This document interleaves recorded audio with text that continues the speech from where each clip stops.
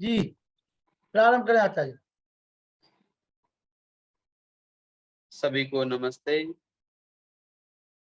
आप सबके बीच में पुनः उपस्थित हूँ। सभी धर्म प्रेमी सज्जनों, आर्य समाज के सभी सदस्यगण, ऋषि दयानंद के सभी विशेष उनकी परंपरा को आगे बढ़ाने वाले सभी ऋषिगण के पुत्र पुत्रियां, हमारे लखनलाल आर्य जी, आचार्य व्यास नंदन शास्त्री जी, आर्य पुरुषोत्तम मुनि, जो बहुत ही सरलता पूर्वक जिनका और सभी माताओं बहनों, आपके सामने आज उसी विषय को थोड़ा आगे बढ़ाने की कोशिश करूंगा और संभवतः कल का विषय सबको अच्छा लगा होगा।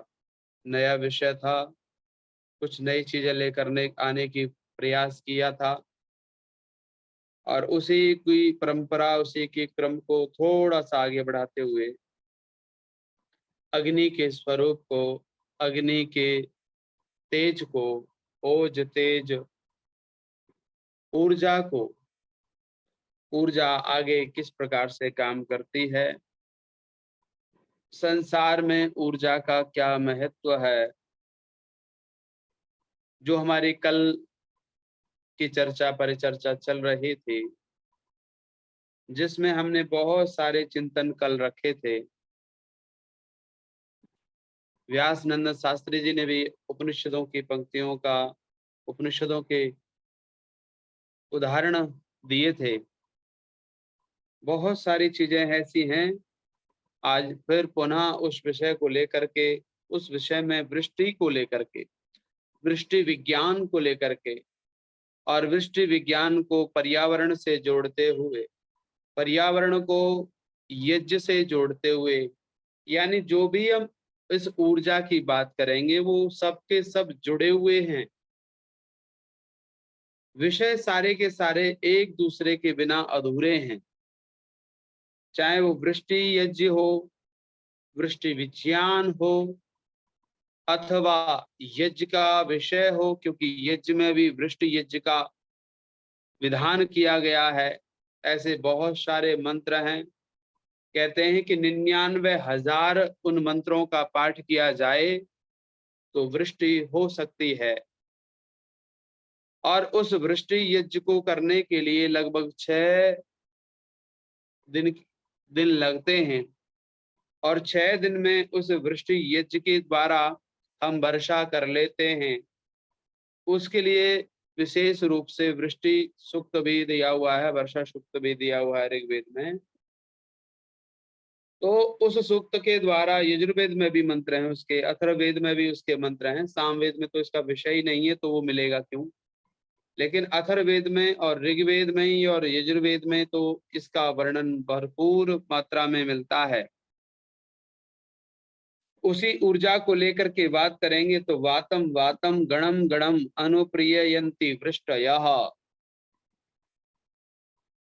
ये मंत्र ऋग्वेद में दिया हुआ है और ये 5वें मंडल में 53वें सूक्त में दिया हुआ है। ये 2 मंत्रों का आधा आधा भाग मैंने बोला है। वातम वातम गणम गणम, ये एक है, 10वां मंत्र है। और अनुप्रिययन्ति वृष्टयः, ये 11वां मंत्र है 5वें मंडल का। आपने बहुत सारे मंत्रों का विनियोग सुना होगा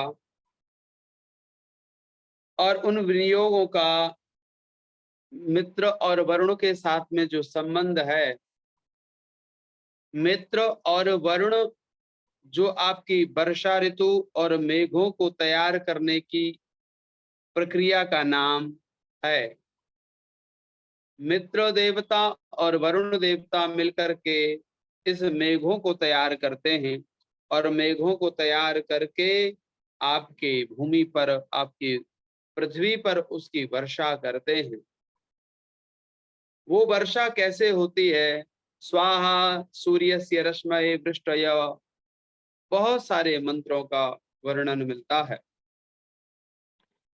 जो समुद्र के द्वारा, भाप के द्वारा, समुद्र इन सब का आधार है, मेघों का आधार है, बादलों का आधार है, पर्जन्यों का आधार है।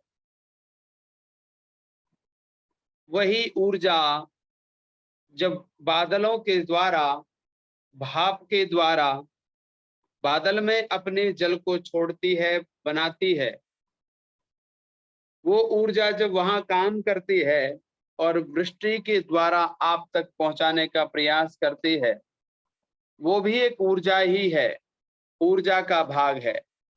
अब आज हम ऊर्जा को स्थूल रूप में और सूक्ष्म रूप में समझेंगे। स्थूल रूप में तो मैं आपको अग्नि के द्वारा, वृष्टि के द्वारा, पर्यावरण के द्वारा समझाने का प्रयास करूंगा, और सूक्ष्म रूप में जो एनर्जी कैसे काम करती हैं, एनर्जी का कैसे आभास होता है, इस पर भी थोड़ी सी चर्चा करने का प्रयास करूंगा। तो पहले स्थूल पर चर्चा कर लेते हैं। कल अपने अभिषेक जी भी जो बात कह रहे थे कि जो चीजें दिखाई नहीं देती हैं वो भी तो होती ही हैं, बिल्कुल होती हैं। तो उस पर भी मैं थोड़ी सी चर्चा आप सबके साथ करूंगा। उससे पहले हम थोड़ी सी मेघों को समझें, वर्षा को समझें। एक मंत्र है ऋग्वेद में, वसंतोस्यासिद्य ग्रीष्म इद्मः शरद हविः। आपने सबने सुना होगा, ये ज्यादातर पुरुष सूक्त में भी इसका वर्णन मिलता है। कहते हैं कि वर्षा ऋतु, वसंत ऋतु, ग्रीष्म ऋतु और शरद ऋतु, ये 3 ऋतु होती हैं। वसंत ऋतु, ग्रीष्म ऋतु और शरद ऋतु में यज्ञ की क्या संबंध है, इस पर थोड़ी सी चर्चा करेंगे। फिर मैं वहीं वापस लेके जाऊंगा आपको ऊर्जा तक। बसंत ऋतु को वेद में घी के रूप में कहा गया है, यानी आपकी बसंत ऋतु है वो घृत है। ग्रीष्म ऋतु आपकी समिदाएं हैं। जो मंत्र है ना, वसंतस्य सिद ग्रीष्म इद्मः शरद्भिः सप्तास्यासन, इस प्रकार से ये मंत्र है। तो उसमें ग्रीष्म ऋतु में जो समिधा का वर्णन है, और शरद ऋतु कहते हैं हवि को। यानी संसार में जब हम इन चीजों को जोड़ते हैं, वेद के साथ जोड़ते हैं, वेद की परंपरा के साथ में जोड़ते हैं, चाहे वो अग्नि के रूप में हो अथवा वो वर्षा के रूप में हो, और ये बात भी कहते हैं कि जो वर्षा ऋतु के अंदर, मेघ के अंदर अग्नि का सबसे ज्यादा पाया जाता है, कि जल के अंदर सबसे ज्यादा अग्नि का तत्व पाया जाता है, जिसके कारण आपकी विद्युत चमकती है। जब मेघों में जब ज्यादा घर्षण होता है, जल ज्यादा होता है, तब आपके मेघ में विद्युत चमकती है। और वो विद्युत के रूप में, जो अग्नि के रूप में, जो प्रकाश के रूप में, जो ऊर्जा के रूप में, जो एनर्जी के रूप में है, वो जो प्रकाश के रूप में चमकती है, तो जल के द्वारा भी अग्नि का प्रद्युपन यानी उत्पन्न होना होता है। तो जो हवि है, समिदाएं हैं, घी है। जो हमारी बसंत ऋतु है, बसंत ऋतु में आपने देखा होगा कि नए नए पत्ते आते हैं, नए नए फूल आते हैं, नए नए पेड़ों का विकास होता है, आविष्कार होता है। और जब नए नए पेड़ों का आविष्कार हो जाता है, तब उस पर समिधाएं प्रयोग करते हैं, और समिधाओं का प्रयोग करके शरद ऋतु में हवि का प्रयोग किया जाता है। और कहते हैं कि वर्षा का कोई हृदय है। आपने सुना है वर्षा का हृदय है कोई? वर्षा का भी दिल है। हम सबके दिल तो हैं ही हैं। मुनि जी, वर्षा का दिल पहली बार सुन रहे हैं या पहले भी सुना है? वर्षा का हृदय समुद्र है और बिना समुद्र के वर्षा अधूरी है, क्योंकि अगर समुद्र नहीं होगा तो वर्षा नहीं होगी। एक दूसरे का भाव है, एक दूसरे के संबंध हैं। वेद में तो पुत्र और पुत्री का भी संबंध दिया गया है। अगर आप पढ़ेंगे आगे, जब चीजें देखेंगे तो आपको वहां पता लगेगा। समुद्रे तम हृदयम अपसु आयु। वेद कह रहा है कि जो समुद्र है वो वर्षा का हृदय है।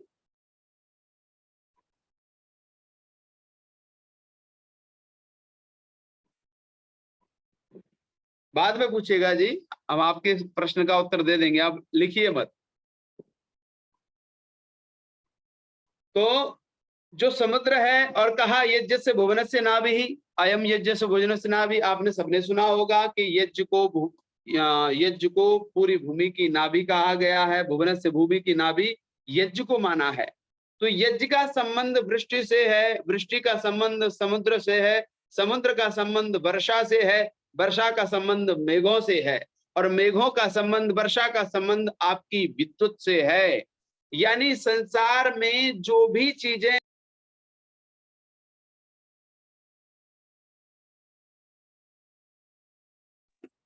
प्रकाश के रूप में नहीं, ऊर्जा के रूप में हैं। और जब हम इन चीजों को समझने का प्रयास करेंगे, समझेंगे, तो शायद हम उन चीजों को समझ पाएंगे जो वास्तव में हमारे साथ जुड़ी हुई हैं। मैं फिर पुनः लौट रहा हूं ऊर्जा को लेकर के। ऊर्जा के साथ में जो तीन पदार्थ हैं प्रकृति के, प्रकृति भी अब फिलहाल में अगर बात करें तो पृथ्वी, और पृथ्वी के जो तीन तत्व हैं सूर्य, वायु और पर्जन्य। सूर्य, अब सूर्य से आप क्या लेंगे? सूर्य से एनर्जी ले सकते हैं, सूर्य से ऊर्जा ले सकते हैं, सूर्य से प्रकाश ले सकते हैं, सूर्य को अग्नि भी कहते हैं। तो कहा सूर्य, वायु और पर्जन्य। पर्जन्य कहते हैं मेघों को, और वायु तो आप समझते ही हैं, सूर्य तो आप समझते ही हैं। यानी सूर्य द्युलोक के द्वारा किरणों को, रश्मियों को, सूर्य की 7 ऐसी किरणें होती हैं जो समुद्र में जाती हैं और मेघों को तैयार करती हैं। 7 ऐसी किरणें होती हैं जो बादलों को बनाने का प्रयास करती हैं वृष्टि करने के लिए। यानी द्युलोक में जो सूर्य की 7 ऐसी किरणें विशेष हैं, उनका वर्णन तो मैं दोबारा कभी करूंगा कि वे 7 किरणें कौन कौन सी हैं। यहाँ पर जो वर्णन मिलता है वेदों में, वो केवल मेरे को जो संकेत मात्र मिला है, मैंने जो पढ़ा है कि वो 7 किरणें ऐसी हैं जो सूर्य की पड़ती हैं मेघों पर, और मेघ उसे वर्षा के रूप में करते हैं। लेकिन वे मेघ के रूप में कैसे करती हैं? जब आप वृष्टि यज्ञ करते हैं, जब वृष्टि यज्ञ के द्वारा उन मंत्रों का प्रयोग करते हैं, तो उन किरणों का मंत्रों के साथ में, यज्ञ के साथ में जुड़ाव होता है, और जुड़ाव होने के कारण आपके पृथ्वी पर वर्षा होती है। अब इसका संबंध यज्ञ के द्वारा भी आप देखते हैं। वायु उसके अंदर प्रेरित करती है। वायु भी आपको 2 प्रकार की होती है, शुभ और अशुभ। आप कह रहे हैं कि शुभ अशुभ तो कुछ होता ही नहीं है।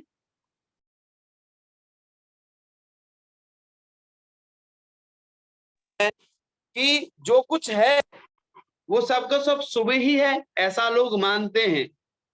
परंतु आपने सुना होगा पूर्वाई और पश्चिम हवा का नाम सुना है। एक पूर्वाई चलती है और एक पश्चिम चलती है, एक उत्तरीय चलती है और एक दक्षिणी चलती है। जो पूर्वाई हवा चलती है जिसके कारण बादल बनते हैं, ऐसे ही जो उत्तरीय है वो भी बादलों को बनाती है, वर्षा करने में प्रयास करती है, बादलों को रोकती है।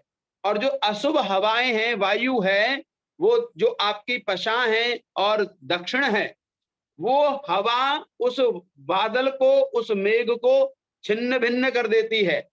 और जब उस वायु के द्वारा बादल को छिन्न भिन्न कर देती है, तो वो क्या देती है हमें? हमें देती है तूफान, हमें देती है रेत, हमें देती है आंधियां। तो आंधियां जो चलने का कारण बनता है वो पश्चिमी और दक्षिणी वायु के कारण, दक्षिणी दिशा की तरफ जो चलती है उस दिशा के कारण आपके पर्यावरण में आंधी तूफान आते हैं। और उनकी जगह जब पूर्वाई और उत्तरी हवा चलेगी तो आपके मौसम के लिए, पर्यावरण के लिए वो बहुत अच्छी होती है।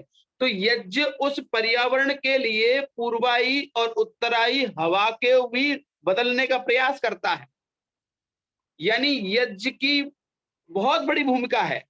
यज्ञ को हम अपने साथ तो जोड़ते ही हैं कि स्वर्ग काम यज्ञो वै श्रेष्ठतम कर्म, यज्ञो वै विष्णु, हैं, ये सारे के सारे संबंध तो अध्यात्म से संबंध हैं।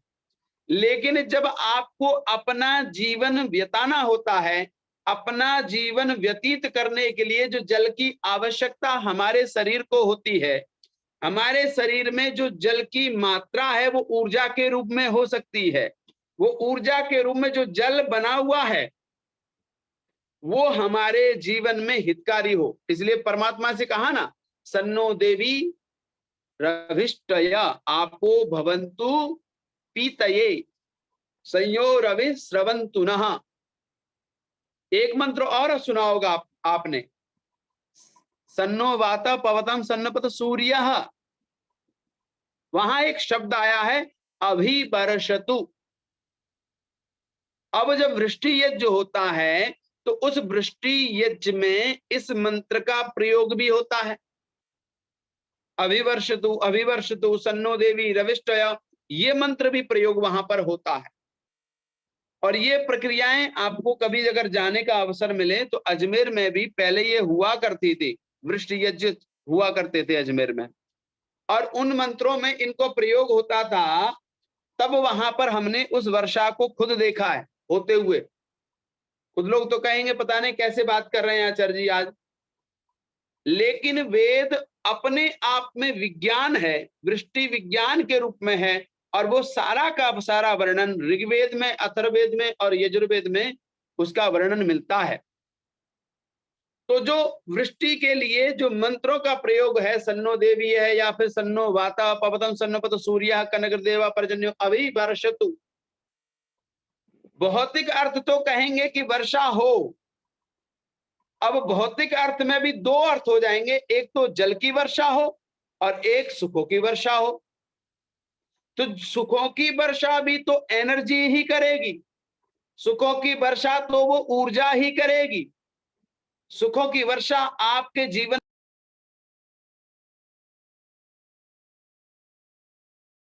करती है। अगर एनर्जी आपकी है ही नहीं तो आप पर सुखों की वर्षा कैसे होगी? ऐसे ही अगर हमने पृथ्वी पर बहुत सारा प्रदूषण कर दिया है, बहुत सारा पर्यावरण खराब कर दिया है, तो बारिश नहीं होगी। इसलिए जरूरत है कि वृक्ष जहां पर बहुत ज्यादा मात्रा में होते हैं, वर्षा भी सबसे अधिक मात्रा में वही होती है। और एक सर्वे हुआ, शायद मैंने आपको वो बात कही थी नहीं की थी मुझे नहीं पता, लेकिन एक बात है कि हमारे जीवन के लिए जो वृक्षों की आवश्यकता है वो लगभग 117 पेड़ों की आवश्यकता है हमारे जीवन के लिए। जो 100 वर्ष की आयु तक हमें जीना है अपने आप को, तो हमें लगभग 117 पेड़ों की आवश्यकता है। लेकिन अभी जो वृक्षों का एक वो हुआ सर्वे, उसमें केवल और केवल 17 पेड़ ही मनुष्य के बट में आ रहे हैं। यानी 100 पेड़ की आवश्यकता है। या तो अपनी बॉडी की एनर्जी बढ़ाइए, अथवा हमारी एनर्जी नहीं बढ़ी तो हमारे पास जो क्लाइमेट है, पर्यावरण है, माहौल है, उस माहौल में उस एनर्जी को बढ़ा दें। अगर उस एनर्जी को हमने क्लाइमेट में एनर्जी को बढ़ा दिया तो हमारी ऊर्जा बढ़ जाएगी, अथवा हमने अपनी ऊर्जा बढ़ाई तो हम अपने क्लाइमेट की भी ऊर्जा बढ़ा सकते हैं। आपने देखा होगा कि बहुत सारे जो बहुत अच्छे अच्छे आचार्य या सन्यासी हैं, वो जैसे ही घर में जाते हैं उनका एक अपना खुद का एक ऑरा होता है। ऑरा को आप मानते हैं नहीं मानते ये मुझे नहीं पता, पर हर व्यक्ति का एक ऑरा होता है। उस ऑरे के अंदर, दायरे के अंदर, जैसे पृथ्वी की ओजोन परत है कि उससे जैसे ही नीचे की तरफ आते हैं तो वो अपने प्रति आकर्षित करेगी, ऐसे ही हर पुरुष का, हर व्यक्ति का, हर वस्तु का, हर पशु का अपना एक ऑरा होता है, ऐसी एक दायरा होता है। और वैसे ही जब उस ऊर्जा में, उस एनर्जी में हम प्रवेश करते हैं, उसके माहौल में प्रवेश करते हैं, अगर हमारा ऑरा उससे ज्यादा बड़ा है तो वो हमसे प्रभावित होने लगता है, और अगर उसका हमसे ज्यादा है तो हम उससे प्रभावित होने लगते हैं।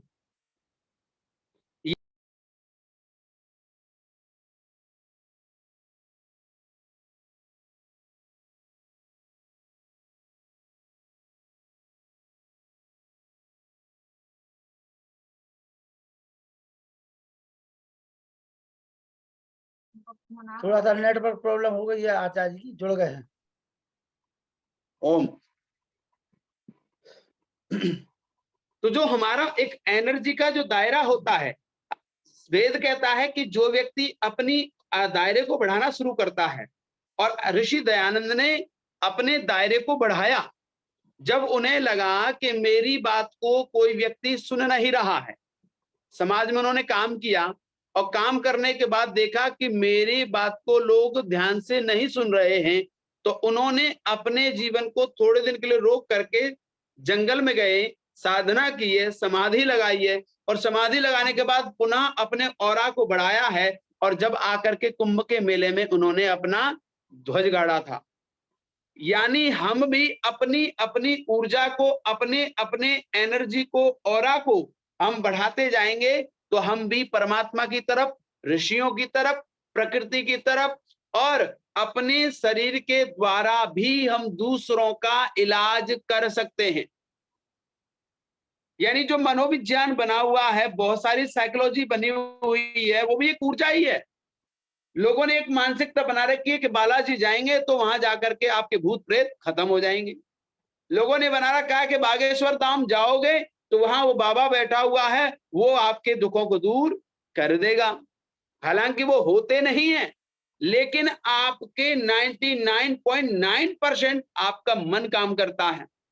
और अगर आपने अपनी एनर्जी को, जैसे आपने वहां सोचा कि वो व्यक्ति ठीक कर सकता है, और आपने अगर ये सोच लिया कि मैं आर्य समाज में जाऊंगा अथवा ऋषि दयानंद को पढ़ूंगा, ऋषि दयानंद मेरे सारी चीजों का समाधान कर सकता है, तो यहां से भी आपको वही मंत्र, वही फल मिलना प्रारंभ हो जाता है। इसलिए कहते हैं वेद कि हम दूसरों की एनर्जी में तो जाते हैं, परंतु अपनी ऑरा, अपनी एनर्जी कभी बढ़ाते ही नहीं है। मैंने परसों पहले जो लेक्चर में बोला था कि हम अगर जो घर है, कमरा है, उसकी एनर्जी या उसमें जो बोले हुए शब्द हैं, उन शब्दों का हमने ठीक ठीक प्रकार से प्रयोग किया है, तो व्यक्ति जो बीमार आ रहा है वो आते ही आधा तो वो वैसे ही ठीक होने वाला है। इसलिए हर परिवार में एक कक्ष बनाइए और उस कक्ष में केवल वही बातें कीजिए जो ऊर्जावान है, वही व्यक्तियों का प्रवेश कराइए जो ऊर्जावान है, उन्हीं व्यक्तियों को बुलाइए जो ऊर्जावान हैं। जब उसको आप तैयार करके क्लाइमेट को रखेंगे, और जब आपको लगेगा कि मेरे परिवार का कोई व्यक्ति दुखी है, परेशान है, उस कमरे में प्रवेश कराइए, और प्रवेश करा करके उससे कहिए कि आप 5 मिनट 10 मिनट ध्यान कीजिए। वो कहेगा जी मेरे बस की नहीं है, ध्यान नहीं हो रहा है मेरे। कोई बात नहीं, आप बैठ करके बोल करके कर लीजिए कि जो ध्यान जो 3 प्रकार के बताया है ना, वाचनिक, उपांशिक और मानसिक। ठीक है, मानसिक नहीं हो पा रहा, कोई बात नहीं, आप मंत्रों का जाप कर लीजिए, बोल कर कर लीजिए। जब व्यक्ति बोल करके करेगा, वही ऊर्जा उसके शरीर से निकलेगी, और वही ऊर्जा जो उस क्लाइमेट में बनी हुई है कमरे में, वो प्रवेश करेगी, तो वो व्यक्ति जल्दी से ठीक हो जाएगा। हमारी आधी बीमारियां तो हमारे घर में ही ठीक हो सकती हैं, परंतु हम उन्हें जान नहीं पा रहे हैं, हम उसका प्रयोग नहीं कर पा रहे हैं कि हमें प्रयोग कैसे करना है। अगर आपको अपने परिवार को ठीक करना है तो उसके लिए आपको अपने परिवार के द्वारा ही अपनी एनर्जी को बढ़ाना होगा। यज्ञ क्या करता है? अपनी एनर्जी के द्वारा मेघों को तैयार कर देता है, मेघों को तैयार करता है। घर्षण जब अधिक मात्रा में होंगे तो घर्षण होगा, और घर्षण होकर के तो वर्षा होनी ही निश्चित है। ऐसे ही जैसे यज्ञ आपके तैयार वातावरण को, वर्षा ऋतु को बनाता है, ऐसे ही हम अपने औरे को बढ़ाएंगे, और हमारा औरा जैसे बढ़ेगा तो हमारे जीवन की दुख और दुख की समस्याएं, वे कष्ट सारे के सारे दूर होते चले जाएंगे। फिर मैं वापस आ रहा हूं ऊर्जा पर। ये सारी की सारी ऊर्जा की ही बातें हैं, औरा की बातें हैं। अब पता नहीं, मुझे नहीं पता कि आप सब कितना उसे समझ पा रहे होंगे, आप कितना आपके ऊपर से जा रहा होगा, लेकिन मैं कोशिश बार बार कर रहा हूं कि आप तक वो और शब्दों का मैं प्रयोग करना चाह रहा हूं कि वे धीरे धीरे उन शब्दों का कि वो आप तक पहुंच जाए। लेकिन ये सारी की सारी चीजें अनुभूत करने की हैं। मैं एक अपना खुद का अनुभव बताता हूं आपको। मैं एक तरह से आयुर्वेद का डॉक्टर भी हूं, और आयुर्वेद के साथ में मेरा नेचुरोथेरेपी, फिजियोथेरेपी प्लस एक्यूप्रेशर ये भी है। तो जब कोई माँ मेरे पास आती है और उस माँ के मैं पैर को पकड़ के एक्यूप्रेशर करता हूं, तो उस माँ के अंदर जो भी नेगेटिविटी है वो हमारा नुकसान करती है। जब हम उनके पैरों की पॉइंटों को दबाते हैं, दबाने के कारण जैसे जैसे मैं इस हाथ से दबाऊंगा, इस साइड का मेरा दर्द प्रारंभ हो जाएगा। ऐसे ही मैं किसी घर में, परिवार में गया, मैंने बहुत उस घर में, परिवार में बहुत धीरे अपने आप को बहुत ज्यादा अपने मन को लगाया, पूरे एकाग्रता से। जैसे मैंने देरी में प्रवेश किया, मुझे पता लग जाएगा कि इस घर में बहुत ज्यादा शब्दों का प्रयोग कैसा हुआ है, वह पता लग जाता है। यानी अपनी बुद्धि को, अपनी इंद्रियों को इतना सूक्ष्म बनाओ कि दूसरे को टच करने से आपको पता लग जाए कि इस व्यक्ति की ऊर्जा कैसी है। और टच भी नहीं किया, उसके ऑरा में आए तो पता लग जाए। स्थूल के रूप में तो यह है कि आपने टच किया। सूक्ष्म रूप जो उसका क्या होता है कि आप केवल उसके सानिध्य में आए, आमने सामने आए, आपको पता लग जाएगा। तो सूक्ष्म और स्थूल ये जो एनर्जियां काम करती हैं, इन पर आपको और हमें काम करने की आवश्यकता है। और हम काम तभी कर पाएंगे जब हम ध्यान करते हैं, हम इन पर काम तभी कर पाएंगे जब साधना करते हैं, हम इन पर काम तभी कर पाएंगे जब हमारी साधना की स्थिति अच्छी है। अन्यथा आप दूसरे के प्रभाव में आएंगे और दूसरा आपको अपने जैसा बना देगा। अब दूसरा व्यक्ति अगर अच्छा है तो अच्छा बना देगा, और दूसरा व्यक्ति अगर बुरा है तो वो आपको बुरा बनाने की कोशिश करेगा। इसलिए हमको सजग होने की आवश्यकता है। हमें अपनी एनर्जी को पहचान करके दूसरे की एनर्जी को भी पहचानने की प्रयास करना है, और वो प्रयास तभी होगा। आर्य समाज में सबसे बड़ी कमी आई ध्यान की, सबसे बड़ी कमी आई संध्या की, सबसे बड़ी कमी आई अपने आप को देखने की।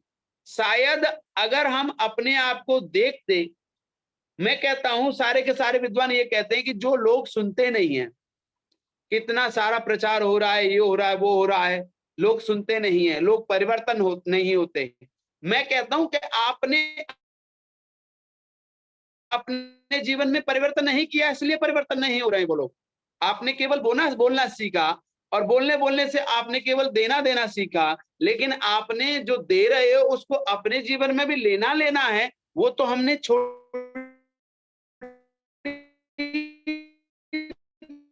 दिया था। के अंदर देखें तो हमारा जीवन तो खाली की खाली है। वो डमरू की तरह है कि बाहर से तो खाल लगी हुई है, आवाज तो करता है, परंतु उसके अंदर वजन नहीं है।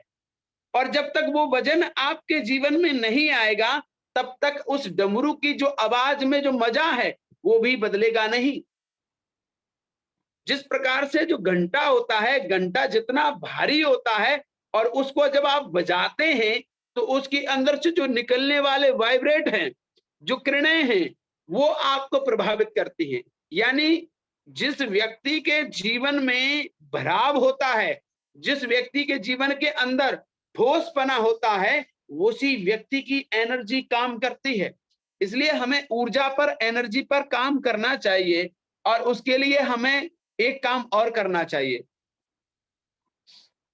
वो काम क्या है कि शायद मैंने पहले भी कहा होगा, हम प्रतिदिन को निरीक्षण करने का काम, जो अपनी एनालाइज करने का काम, अपनी नोटबुक बनाएं, नोटबुक में रॉन्ग और राइट रखें, रॉन्ग लिखते जाएं, राइट लिखते जाएं और रॉन्ग को कम करते जाएं, राइट को बढ़ाते चले जाएं। बढ़ाते बढ़ाते लगभग 6 महीने करना होगा और 6 महीने में ऐसा हो जाएगा कि आपके सामने किसी व्यक्ति ने आपको कुछ बोला है अथवा किसी शिक्षक ने आपको पढ़ाया है, तो वो स्क्रीन की तरह आपके सामने सामने चलता है। आप उसमें से उठाते चले जाते हैं, उठाते चले जाते हैं और बोलते चले जाते हैं। वो भी एक कला है, वो भी आपकी वेद की ही कला है। शायद हो सकता है आप लोगों को लग रहा होगा पता नहीं ऐसी भी कोई चीज हो सकती है, लेकिन ये चीजें मैं ऐसी बता रहा हूं जो अनुभूत की हुई चीजें हैं। आपके सामने सारा का सारा सब्जेक्ट आपके सामने होता है, आप केवल देखते हैं और देख करके कहते हैं कि अच्छा ये चीजें हैं। आप सारी चीजों का समाधान खुद करते हैं, आप सारी समस्याओं का समाधान खुद करने वाले बनते हैं। ऋषि ने अपनी समस्याओं का भी समाधान किया और हम जैसे तुच्छ लोगों की समस्याओं को समाधान करने का प्रयास किया, लेकिन वो तभी कर पाए जब उनका औरा, स्वामी श्रद्धानंद जैसा व्यक्ति उनके सानिध्य में आया और आकर के इतना प्रभावित हुआ और वो सब कुछ छोड़ करके एक ऐसा व्यक्ति बना, एक ऐसा संत बना जिसने अपना सर्वस्व लुटा दिया, अपने सारी प्रॉपर्टी लुटा दी, अपने बच्चों को भी उसने गुरुकुल में ऐसी शिक्षा दी कि सबसे पहले इतना समर्पण, इतना श्रद्धा, इतनी सारी चीजें देखते हो आप कि वो स्वामी दयानंद का प्रभाव था। इसलिए विद्वानों को आवश्यकता है कि वे विद्वान अपनी एनर्जी, अपनी ऊर्जा, अपनी अग्नि, अपनी विद्वत को बढ़ाएं और बढ़ा करके समाज में काम करेंगे तो मैं समझता हूं ज्यादा काम होगा, ज्यादा लोग होंगे। डेली आपको देना है, आप समाज में निकल गए, पैदल पैदल जा रहे हैं, एक व्यक्ति आप दोबारा फिर आप निकल के जाओगे, आधे प्रवचन तो व्यक्ति के वही हो जाते हैं। वो व्यक्ति आपसे जुड़ना चाहता है, आपके साथ में बैठना चाहता है, लेकिन हमारे समाजी हैं तो ऐसे बकता है जैसे जो समझ लो कि भाई चीता आ गया।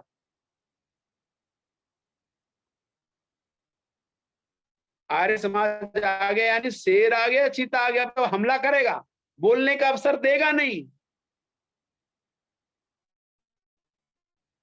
और ऐसे झपटेगा जैसे गला ही पकड़ लिया। तो इसलिए जो हमारी एक सोच बनाई हुई है कि आर्य समाजी ऐसे होते हैं, उस सोच को हमें नहीं, आर्य समाज तो आपके दीवार बनी हुई है।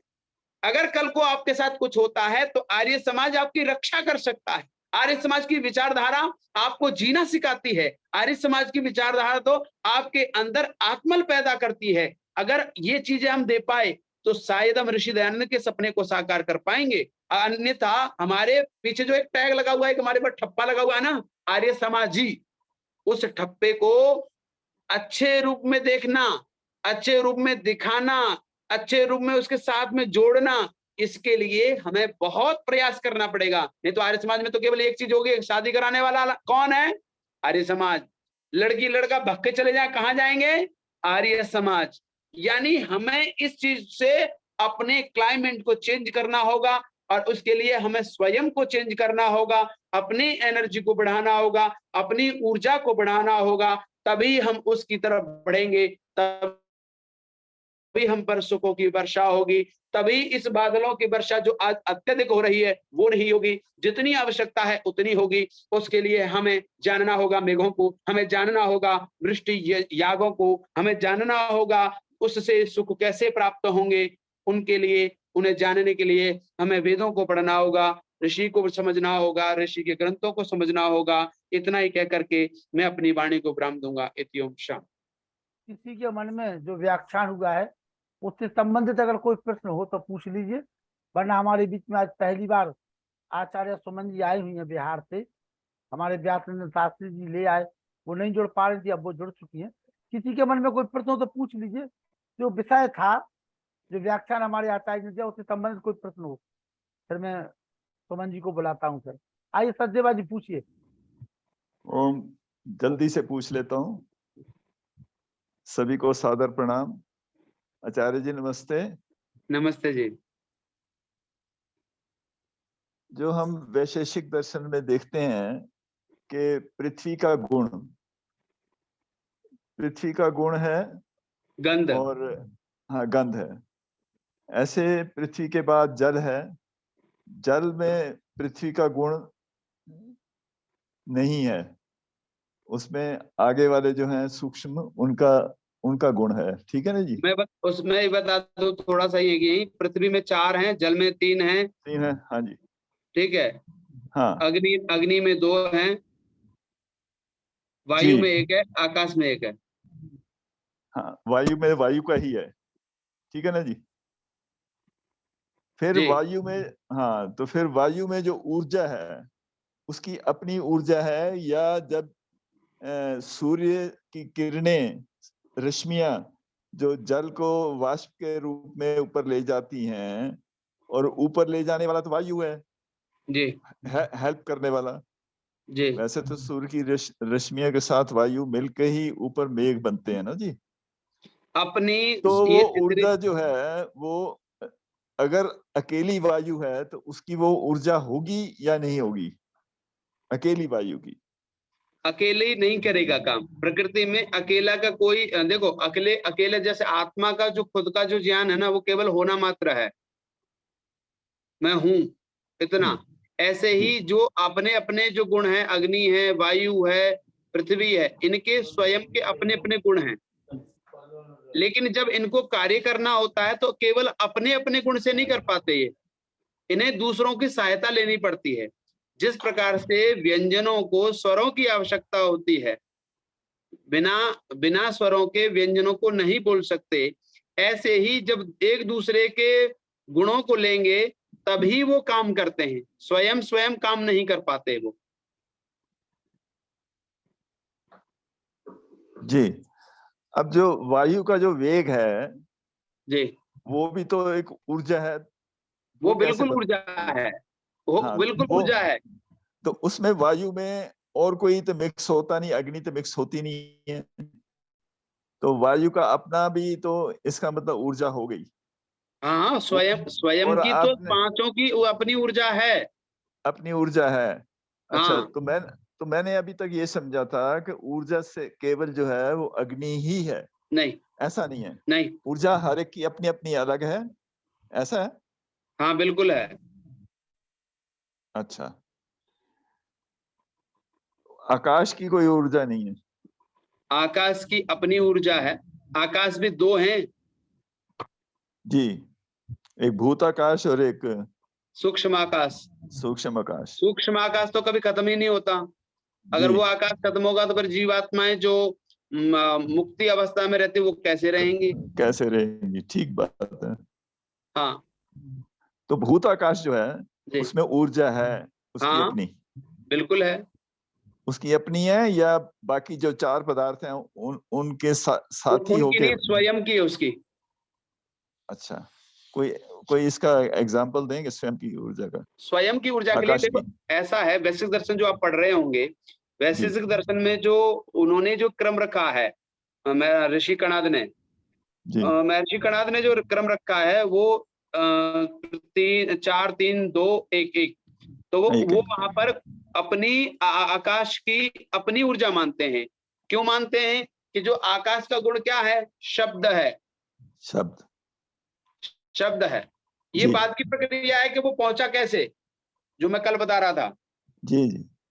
ठीक है।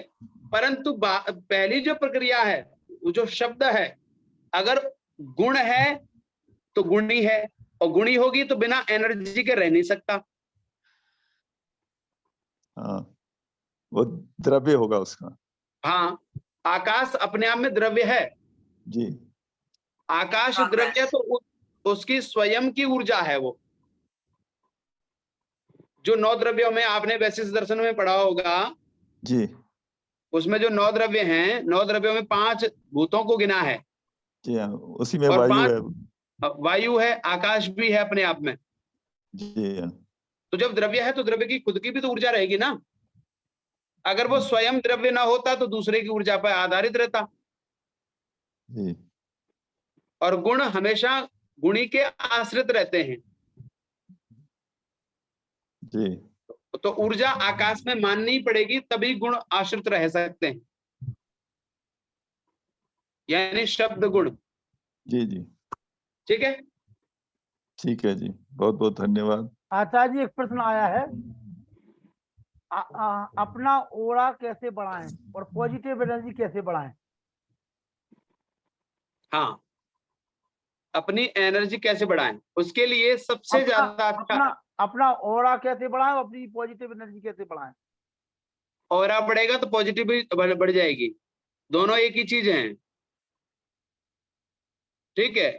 तो जो ऑरा बढ़ाने की बात है, उसके लिए 2-3 चीजें काम करनी पड़ेंगी आपको। एक तो अपने लिए सोचना बंद करो।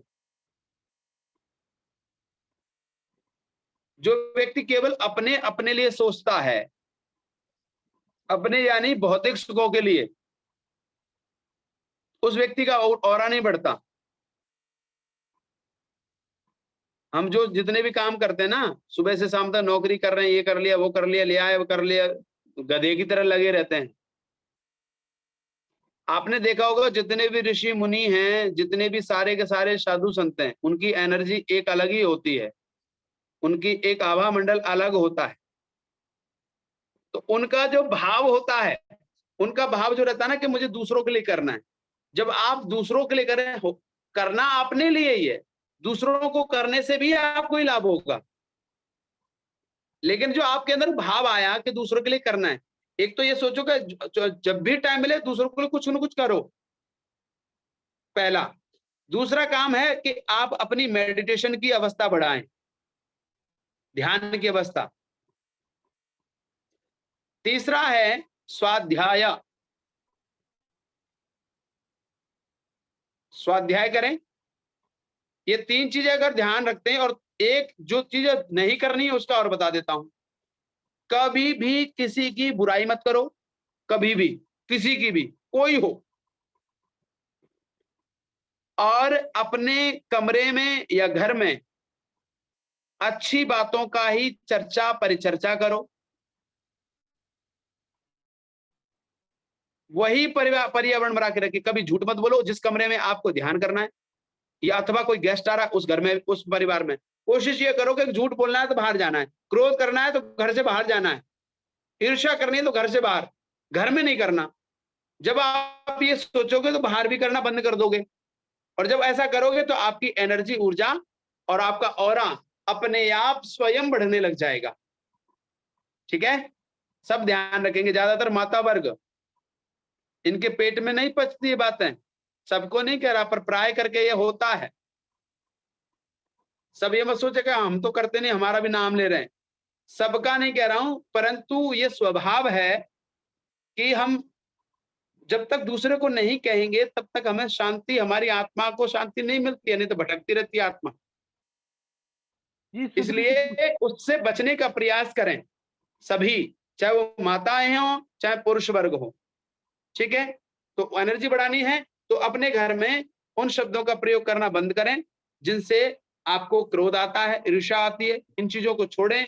उस घर में जब आप अच्छे शब्दों का प्रयोग करेंगे, वेद मंत्रों को बोलेंगे, यज्ञ करेंगे, तो आपका ऑरा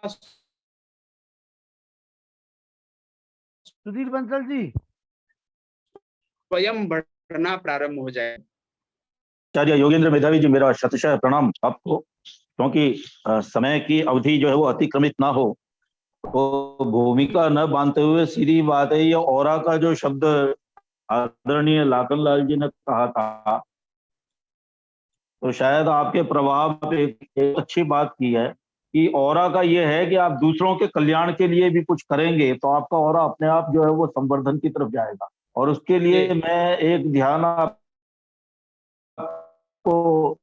एक बात की तरफ ध्यान दिला, जो आर्य 10 नियमों में से 9वां जो नियम है वो अपना ऑरा बढ़ाने के लिए सफिशिएंट है।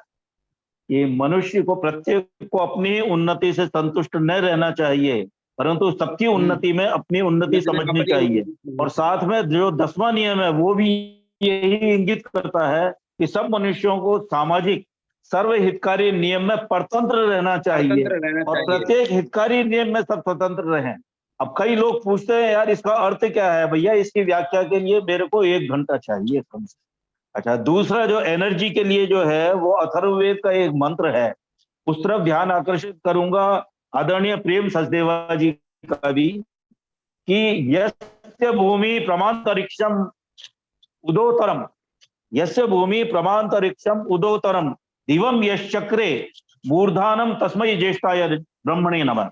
पृथ्वी जिसके पैर के समान हो, अंतरिक्ष जिसके उदर के समान हो और द्युलोक जिसके मस्तक के समान हो, ये अपने आप में एनर्जी जो है वो सार्वभौमिक एनर्जी प्रदान करती है, ये तीनों चीजें। लेकिन इसमें एक बात मैं आपसे अब पूछना चाह रहा हूं एनर्जी के मामले को लेकर ही, इन तीनों को यदि पृथ्वी, अंतरिक्ष और द्युलोक में यदि ये माने तो दिवम यश्चक्रे मूर्धानम का क्या अर्थ है यहाँ? ये थोड़ी सी संक्षिप्त में आपसे इसका अर्थ जानना चाहूं। दिवम यश्चक्रे मूर्धानम आप बता पाएंगे? दिवम यश्चक्रे जो मंत्र है उसके ये दूसरी जो पंक्ति है उसमें दिवम यश्चक्रे मूर्धानम। देखो ऐसा है, मैं मंत्र का अगर इस प्रकार से इसका अगर आप बोल रहे हैं ना, कभी व्यासानंद शास्त्री जी यहाँ पर बैठे हुए हैं और भी एक आचार्य हैं, कभी भी किसी भी पंक्ति को लेकर के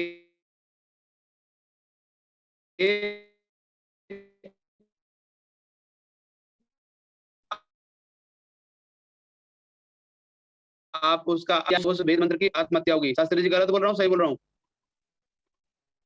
क्योंकि बिना प्रकरण के कोई चीजें अगर कर रहे हो आप उसका अर्थ नहीं लगा सकते, बताया होगा। जैसे गौ का अर्थ क्या है?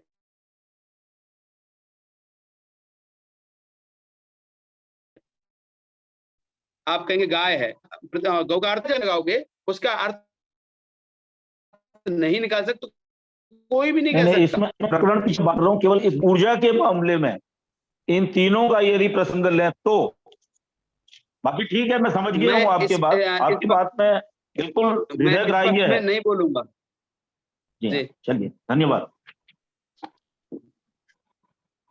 आइए हमारे बीच में बहन जी आइए, सुमन शर्मा। सुमन जी, सुमन जी ऑडियो खोल लीजिए अपना। सुमन जी, सुमन जी, चलिए खुल गया। हाँ खुल गया। सुमन जी जी नमस्ते। नमस्ते, आइए।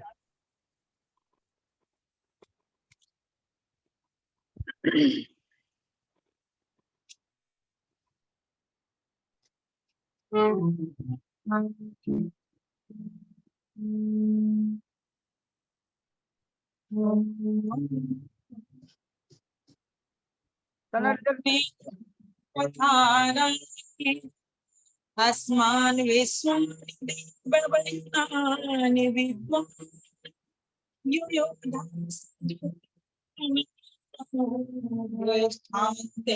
नमः।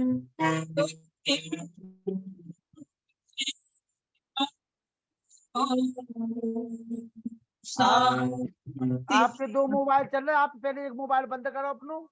आपके 2 मोबाइल हैं सुमन शर्मा के नाम, एक को बंद करिए आप।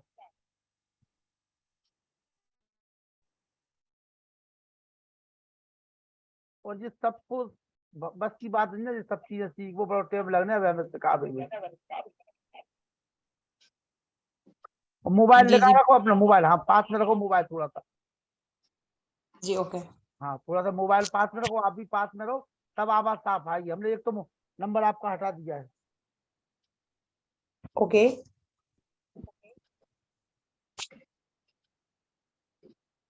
इस दिल को चैनो करार तुमसे है, इस जिंदगी में बहार तुमसे है, यूं तो जमाने देखा तुमसे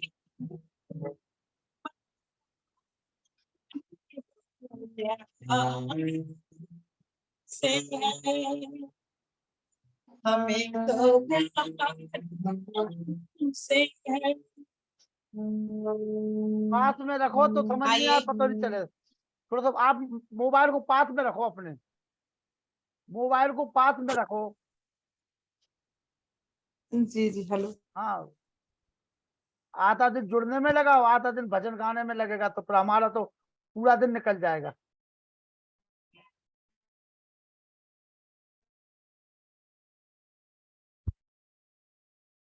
तो अनिल अग्रवाल जी, आप आ जाइए, अपना प्रश्न पूछ लीजिए। अनिल जी, अपना प्रश्न पूछिए। जी, आचार्य योगेंद्र जी, आपको बहुत बहुत सादर नमस्ते। लखनलाल आर्य जी और डॉक्टर व्यासचंद्र शास्त्री जी, मुनि जी, सबको और सभी आर्यजनों को सादर नमस्ते। आचार्य जी, आज और कल आपने जो व्याख्यान दिया बहुत ही ऊर्जावान, गतिमान और बहुत ही प्रेरणादायक रहा। बड़े अच्छा आपने संदेश दिए और मनुष्य को किस प्रकार से अपने व्यक्तित्व को सुधारना चाहिए उसके लिए आपने बड़ी अच्छी बातें कही। और मेरा कोई खास वैसे प्रश्न नहीं था, लेकिन मैं एक बात के लिए आपका धन्यवाद करना चाहता था कि प्रत्येक वर्ष हमारे देश में जब मानसून आता है तो उससे पूर्व में हमेशा मैं सुनता था कि इस बार जो है वेस्टर्न डिस्टर्बेंसेस आ रही हैं जिसके कारण मानसून में कुछ व्यवधान होगा। और आपने आज इस बात को क्लियर कर दिया कि उत्तरी और पूर्वी हवाएं जो है वो वर्षादायक होती हैं और पश्चिमी और दक्षिणी हवाएं वो प्रतिकूल अवस्था में होती हैं। तो मुझे उससे वेस्टर्न डिस्टर्बेंसेस का आज अर्थ पता चल गया, उसके लिए मैं आपका धन्यवाद करना चाहता था और उसके लिए आपका बहुत बहुत धन्यवाद। और एक प्रश्न मैं ये पूछना चाहता था कि जैसे हवन में हम अग्नि प्रज्वलित करते हैं और आहुति देते हैं, लोहड़ी के समय हम जो अग्नि जलाते हैं और दीपावली के समय जो अग्नि का प्रयोग करते हैं, उसका भी वही स्तर होता है उसके उपयोग का और उसके लाभ भी उसी प्रकार के जैसा आपने बताया, या उसमें कुछ विशेष लाभ होते हैं? इस बारे में कृपया बताएं। धन्यवाद। ये दो तीन चीजें आपने थोड़ा सा वो कर दी, थोड़ा सा दोबारा इसको थोड़ा सा स्पष्ट करेंगे आप?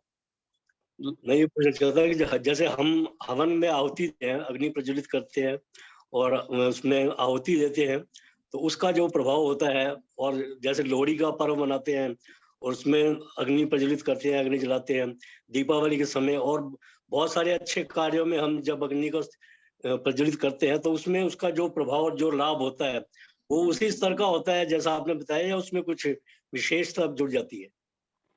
त्योहार और ये चीजें आती है तो और उसमें प्रभाव और बढ़ जाता है। जी, आपके ऊपर है, आपके श्रद्धा के और आपके क्लाइमेट के यानी पर्यावरण के ऊपर है। आपने अग्नि को किस रूप में, किस स्तर से उसका प्रारंभ किया है। आपने अग्नि को जिस स्तर से प्रारंभ किया है उसका उतने ही विशेष लेवल पर आपको लाभ मिलेगा। ये आपके ऊपर है। आपने त्योहार को किस रूप में देखा और त्योहार को देख करके आपने उसके साथ में कैसा व्यवहार किया। लोहड़ी में तो जो प्रयोग होते हैं वो तो उपले या कंडे या लकड़ी का प्रयोग सीधा करते हैं, मिट्टी का तेल डालते हैं और जला देते हैं, तो उसका कोई लाभ नहीं है।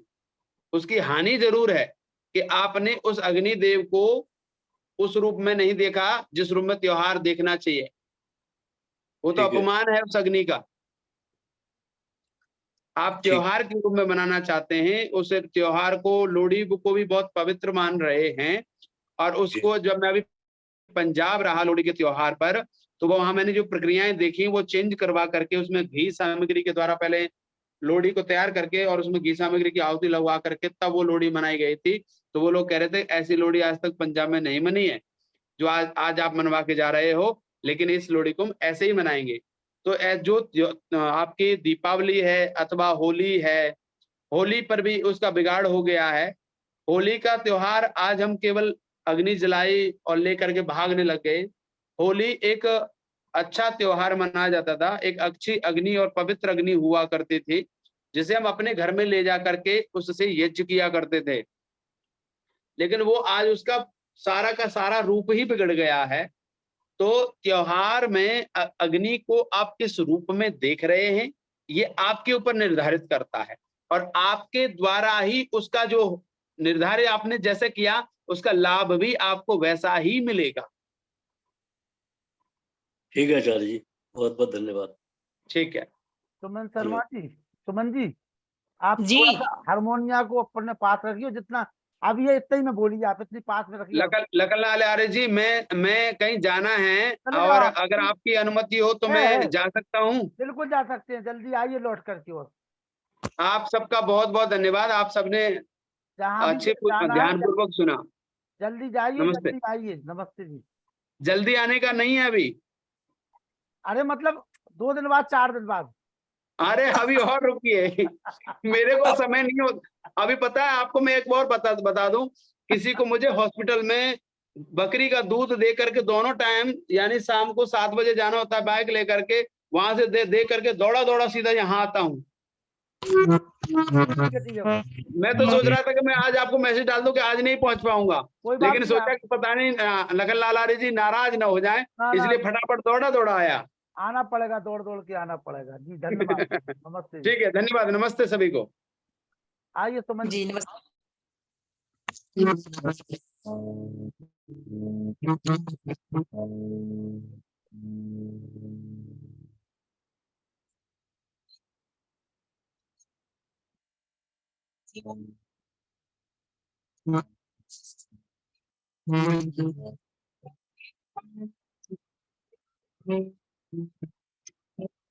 चंदू दया जी, आप आ जाओ। दया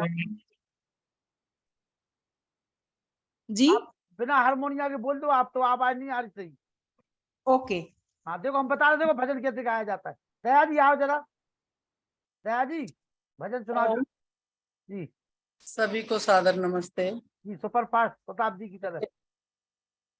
जहान में जो घड़ा गया है, आखिर एक दिन वो चोर होगा, अकड़ने वालों का देख लेना, पड़ा जमी पर गरूर होगा।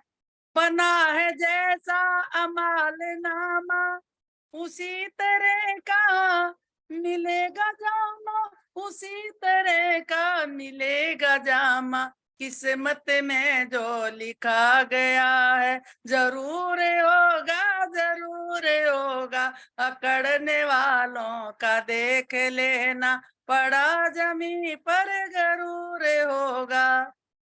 जो सुरमा आंखों में खुद लगाया, वही न तुझको तो नजर आया, वही न तुझको तो नजर आया। भला वो कैसे दिखाई देगा, जो तेरी नजरों से दूर होगा, अकड़ने वालों का देख लेना, पड़ा जमी पर गरूर होगा। भंवर में डूबे वही तरेंगे, किया जिन्होंने वही भरेंगे, किया जिन्होंने वही भरेंगे। तेरा न होगा बाल बांका, गर तो नर बेकसूर होगा, अकड़ने वालों का देख लेना, पड़ा जमी पर गरूर होगा। पड़ी है लंबी ये रात काली, क्या सोचता है घर के मालिक, क्या सोचता है घर के मालिक। पथिक न जब तक दिया जलेगा, कैसे कमरे में नूर होगा।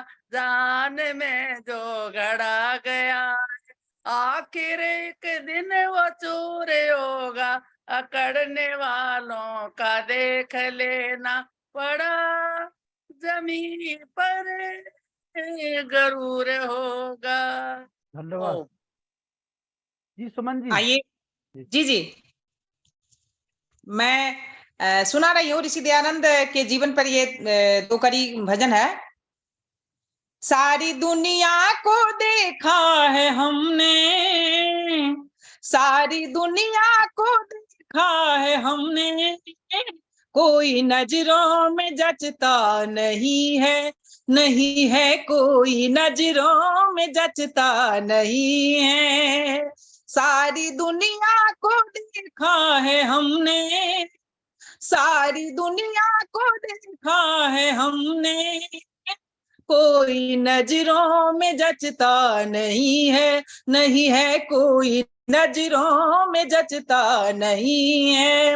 एक दयानंद ऐसा मिला है, एक दयानंद ऐसा मिला है, जिसके जीवन में धब्बा नहीं है, नहीं है जिसके जीवन में धब्बा नहीं है। सारी दुनिया को देखा है हमने, कोई नजरों में जचता नहीं है। उसने झूठे को झूठा बताया और सच्चे को सच्चा बताया, उसने झूठे को झूठा बताया और सच्चे को सच्चा बताया। एक वैदिक धर्म है हमारा, एक वैदिक धर्म है हमारा, जिसमें खतरा वो खटका नहीं है, नहीं है जिसमें खतरा वो खटका नहीं है। सारी दुनिया को देखा है हमने, सारी दुनिया को देखा है हमने, कोई नजरों में जचता नहीं है, नहीं है कोई नजरों में जचता नहीं है।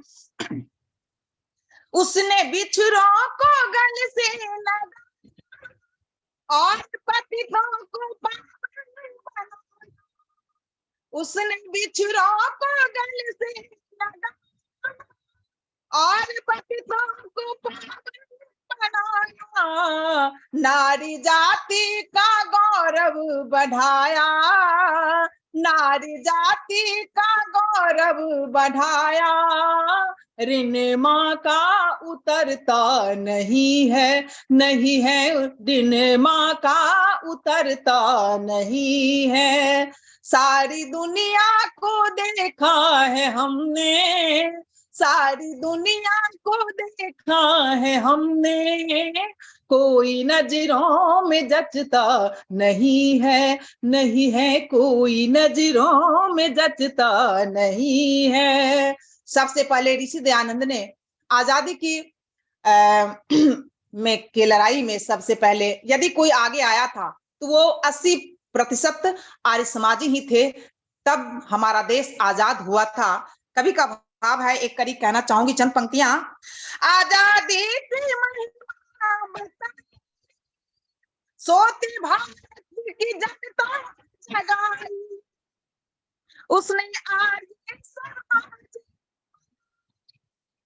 सोते भारत की जनता की आजादी की महिमा बताई। आर्य बंधन में रहता नहीं है, नहीं है आर्य बंधन में रहता नहीं है।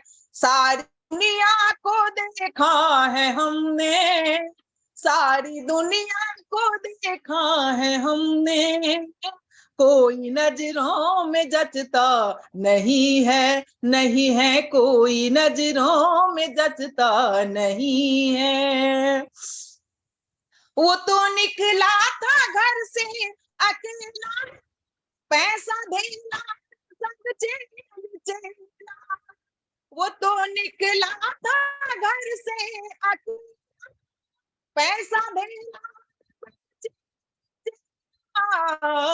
जिसका ईश्वर ही हो एक सहेला, जिसका ईश्वर ही हो एक सहेला, वो तो जालिम से डरता नहीं है, नहीं है वो तो जालिम से डरता नहीं है। सारी दुनिया को देखा है हमने, सारी दुनिया को देखा है हमने, कोई नजरों में जचता नहीं है, नहीं है कोई नजरों में जचता नहीं है। इन्हीं शब्दों के साथ आप सभी लोगों को मैं नमस्ते करना चाहूंगी। सुमन जी, आपने बहुत बड़ी बात कही है। सारी दुनिया को देखा है हमने, कोई जी आंखों में जचता नहीं है। और बिल्कुल जिसकी सही। आंखों में दयानंद जब बस जाते हैं ना, तो कोई जी दूसरा जी चेहरा नजर नहीं आता उसको। जी इसमें बिल्कुल कोई दो बिल्कुल राय नहीं है। जिसके ऊपर भी दयानंद का रंग चढ़ जाए एक बार, तो वो उतरता नहीं है। ये शुद्ध। बिल्कुल सही। जी बहुत अच्छा भजन, बहुत बहुत बधाई, साधुवाद। आशीर्वाद, आशीर्वाद चाहूंगी, फिर मौका मिलेगा कल फिर कल कल मैं। कल मिलेगा, प्रतिदिन मिलेगा मौका आपको। जी, आज जुड़ना सीख गई हैं, अब आगे से सब कुछ होना शुरू हो जाएगा, आप चिंता ना करें। आइए व्यासनंदन शास्त्री जी, कहाँ से आप जी कोई नूर हीरे ढूंढ करके लाते हैं, आइए।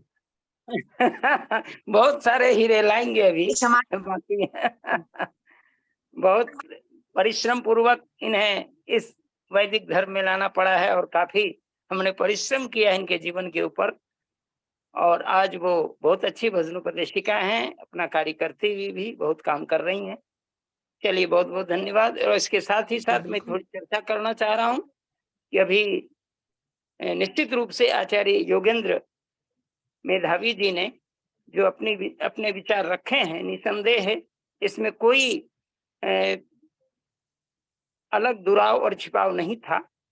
हमारे एक सुधीर जी ने एक प्रश्न उनसे पूछ दिया, दिवम यश्चक्रे मूर्धानम का क्या अर्थ होगा। तो मैं सुधीर जी अगर यदि लाइन में जुड़े हैं तो मैं उनसे अपनी बात कह देना चाहता हूँ कि जहां पर इस संपूर्ण भूमि को पैर के समान माना गया है, अंतरिक्ष को हृदय के समान माना गया है, और जो मूर्धानम मस्तिष्क है वो द्युलोक को माना गया है, वहां तो परमात्मा का स्वरूप है कि परमात्मा का जो पृथ्वी लोक है वो परमात्मा का पैर के समान है, और जो अंतरिक्ष लोक है वो परमात्मा का उदर है, और ऊपर में जो है वो परमात्मा अर्थात द्युलोक जो है वो परमात्मा का शिरोभाग माना जाता है।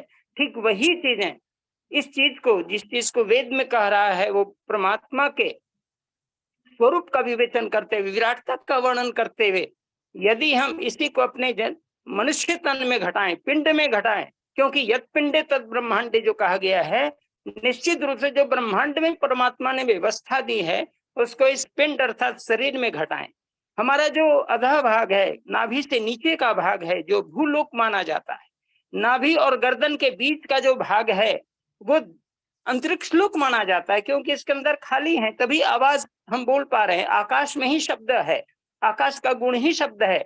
यदि फेफड़े खाली ना हो, हृदय के अंदर निलिंदें बंद हो जाएं, तो हमारा जीवन ही समाप्त हो जाएगा। इसलिए सारे नस नाड़ियों जो भीतर पड़ी हैं उसके अंदर भी खाली खाली बना हुआ है, और हम आवाज से आराम से बोलते हैं। ये अंतरिक्ष लोक का विषय।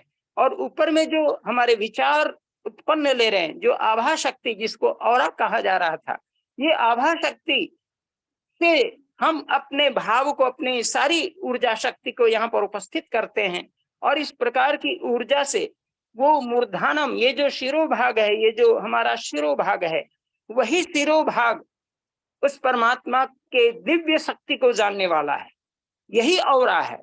इसलिए इन भावनाओं के साथ जो मंत्रों में वर्णित विषय हैं वो इस रूप में समझना चाहिए। दूसरी बात जो उन्होंने वृष्टि यज्ञ पर कही थी प्रारंभ में ही, वृष्टि यज्ञ जो है वो मैंने कई बार, इस बार भी 2-3 वृष्टि यज्ञ करवाए, और भीषण गर्मी जब चल रही थी, लोगों ने कहा कि आचार्य जी वृष्टि यज्ञ करवाएं, तो मैं मुजफ्फरपुर में 2 बार वृष्टि यज्ञ कराए और दोनों बार खूब वर्षा हुई। और इस बार बाहर मुझे जाने का अवसर नहीं मिल पाया। मैं वर्ष में कम से कम 2, 4, 5 तो वृष्टि यज्ञ करा ही देता हूँ, और इसमें बहुत खर्च भी इस बार नहीं लगा, क्योंकि नहीं कहता औरा जितना विस्तृत होगा, जिनका उदार दिली होगा, जिनके अंदर भावनाएं मजबूत हो जाती हैं, जिसके अंदर उपकार की भावना है, जिस पर सत्य का स्वरूप खड़ा हो जाता है, वो परमात्मा का ही स्वरूप माना जाता है। इसलिए वो वेद मंत्र का जब उच्चारण करते हैं वो सीधे परमात्मा से जुड़ते हैं, और बहुत कम, मुश्किल से 2 किलो घृत और 10 किलो सामग्री में ही खूब वर्षा हुई।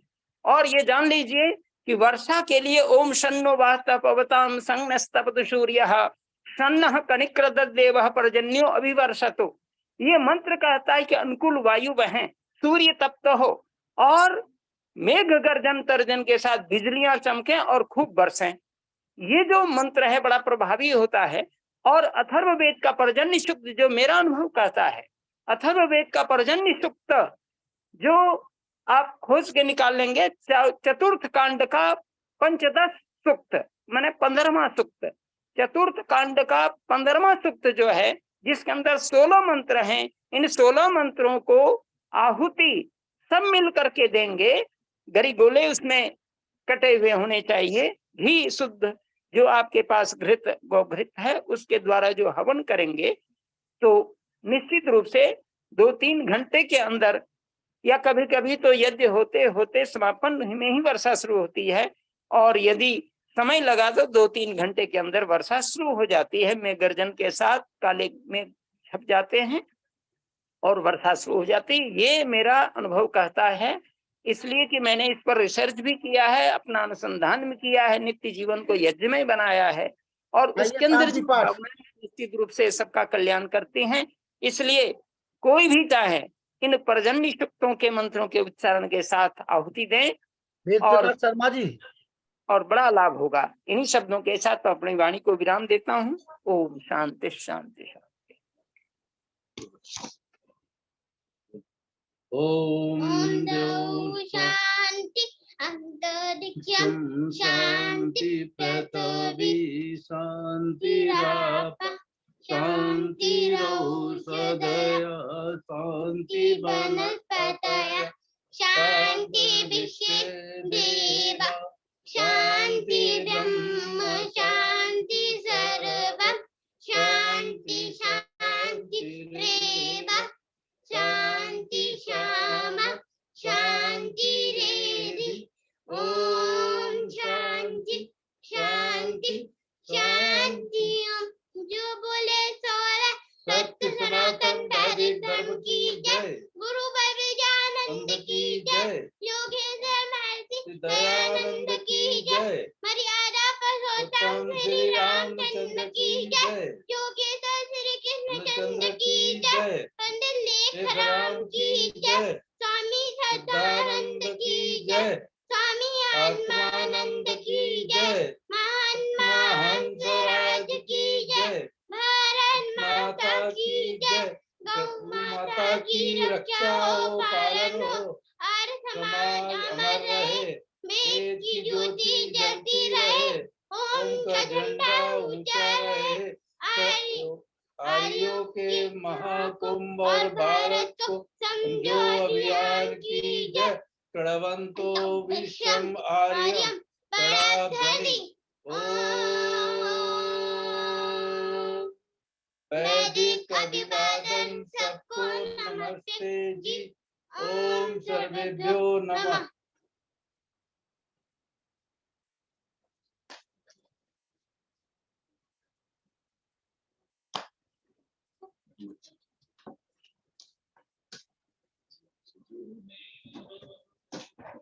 अरे इनकी डायरी नीचे करी उड़ा देना, डायरी तुम्हारी जाती नीचे उधर उधर। चलिए शुभ रात्रि, कल मुलाकात करते हैं आप सभी लोगों से। नमस्ते जी। नमस्ते।